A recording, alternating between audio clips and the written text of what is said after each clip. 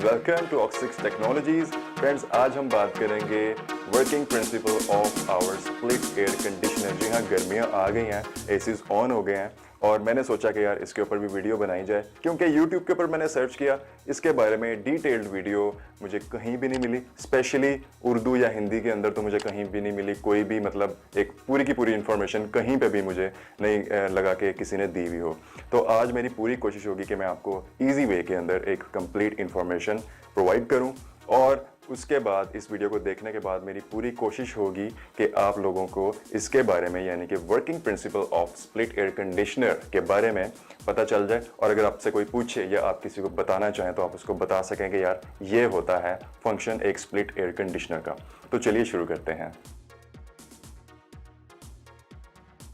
So guys, आपने कभी installation होते हुए तो स्प्लिट एयर कंडीशनर की अपने घर में या कहीं पे भी देखी होगी कि उसके अंदर एक, जब इंडोर यूनिट अंदर इंस्टॉल किया जाता है, जब वॉल माउंट उसको किया जाता है, तो उसमें से एक वायर के साथ साथ जो कि आउटडोर यूनिट की तरफ जा रही होती है, एक पाइपिंग भी होती है, पाइप्स होते हैं जिसके अंदर गैस होती है। आपने ये भी सुना होगा कि उसके अंदर गैस होती है और वो जाती है आपके आउटडोर यूनिट के अंदर।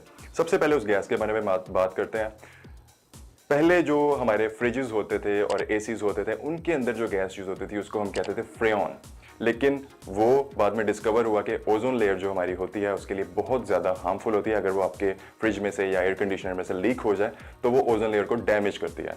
तो इसलिए अब जो नए हमारे पास एयर कंडीशनिंग सिस्टम्स आ रहे हैं उनके अंदर हम यूज़ होती है HFC 134A, जिसको हम टेट्राफ्लोरोइथेन भी कहते हैं।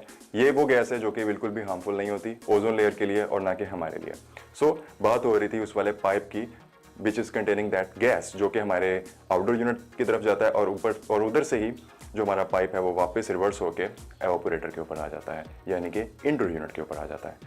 अब मैं आपको ये बताता हूँ कि जब हम अपने AC को ऑन करते हैं तो होता क्या है, वो वाला जो कूलेंट होता है वो ट्रैवल करता है और इस तरह से वो ट्रैवलिंग करके वापस, यानी कि इस तरह से साइकिल अपने पूरे करना शुरू हो जाता है। क्वेश्चन उधर ही आ जाता है कि एक्चुअली ये वर्किंग करता किस तरह से है। हमारा जो एयर कंडीशनर होता है उसके अंदर दो मेन चीज़ें होती हैं जो कि ये पूरे का पूरा प्रोसेस जो है वो कंटिन्यू रखती हैं, और ये वाला जो प्रोसेस है उसी से ही हमारे जो है एयर कंडीशनर वो कूलिंग करता है। The main thing is compressor.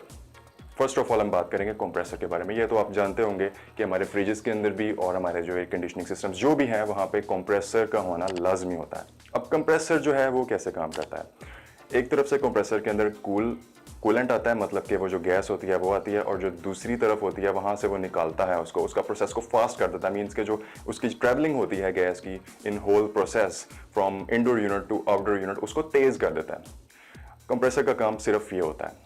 और उसके बाद फिर जब हमारे पास कंप्रेसर के एक एंड पे आपकी कूल गैस आती है और दूसरे एंड पे हॉट गैस बाहर निकलती है उस वाले पाइप के साथ, उस वाले पाइप के अंदर, उसमें क्या होता है कि जो हॉट वाली गैस होती है, हॉट वाली जो पार्ट होता है गैस का, वो चला जाता है हमारे आउटडोर यूनिट की साइड के ऊपर।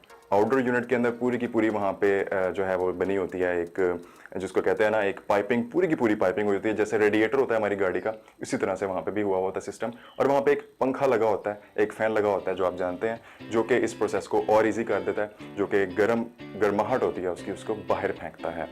ठीक है। और उसके बाद फिर आउटडोर यूनिट के बाद क्या होता है कि जो पाइप होता है वो जाता है एक्सपेंशन वाल्व के अंदर। ठीक है, एक्सपेंशन वाल्व के अंदर जाता है और एक्सपेंशन वाल्व का ये काम होता है कि जो हाई प्रेशर होता है उसका, हमारे कूलेंट का, उसको वो लो प्रेशर के अंदर कन्वर्ट कर देता है। और इस तरह से जब हाई प्रेशर लो प्रेशर में कन्वर्ट होता है तो वो कूल हो जाती है, यानी कि गैस अगेन कूल हो जाती है और फिर उसके बाद हमारे एवापोरेटर के अंदर चली जाती है।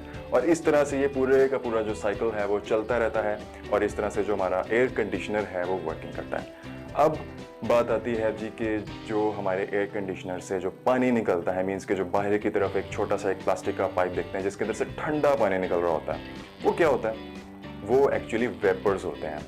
वेपर्स क्या होते हैं, वो कहाँ पे बनते हैं, वो एक्चुअली बनते हैं एक्सपेंशन वाल्व के अंदर। एक्सपेंशन वाल्व का, जैसे मैंने आपको बताया, कि हायर प्रेशर को लोअर प्रेशर के अंदर कन्वर्ट करता है। So this is the rule. और इस रूल में ये होता है कि जब भी कोई भी कूलेंट या फिर कोई भी गैस एक स्टेट से दूसरी स्टेट के अंदर जाती है, यानी कि हाई प्रेशर से लोअर प्रेशर के अंदर जाती है, तो वेपर्स क्रिएट होते हैं। एक्चुअली जो पानी गिर रहा होता है हमारे स्प्लिट एयर कंडीशनर से, वो एक्चुअली वेपर्स होते हैं। और वो हमारे, अगर हम पाइप वाला नहीं लगाएंगे तो एक्चुअली ये होगा कि हमारा जो इंडोर यूनिट है वहाँ से कहीं से वो एक्सपेंशन वाल्व लीक कर जाएगा और जो पानी होगा वो हमारे कमरे के अंदर गिरना शुरू हो जाएगा। और एक्चुअली आपने ऐसा देखा भी होगा कि अगर बाहर वाला आपका पाइप जो है वो किसी वजह से ब्लॉक हो जाता है तो हमारे कमरे के अंदर ही जो हमारा एसी है वो पानी फेंकना शुरू कर देता है। तो एक्चुअली जो वो वाला पाइप होता है वो आउटलेट होती है वेपर्स की। So guys this is the basic principle और आई होप कि आपको इजीली समझ आ गया होगा कि हमारा जो एयर कंडीशनर है वो किस तरह से काम करता है। और अगर आपका इस वीडियो से रिलेटेड कोई भी क्वेश्चन है तो आप वो नीचे कमेंट में पूछ सकते हैं। Thanks for watching the video. Good bye.